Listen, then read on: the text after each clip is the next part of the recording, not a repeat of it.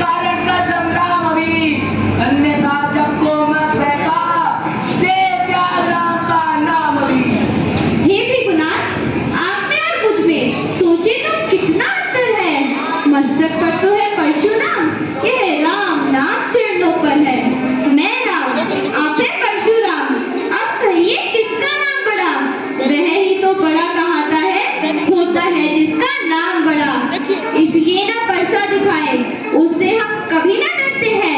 हाँ, एक शस्त्र विद्वर पर है जिसका हम आदर करते हैं। बस यही शस्त्र है महाशस्त्र, जिससे अपना नीचा सर है।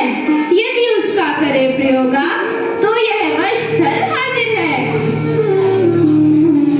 हे राम, तुम अवतार हो तो मेरा संदेह मिटाओ। इस रमापति के धनुष को खींचो और चढ़ाओ।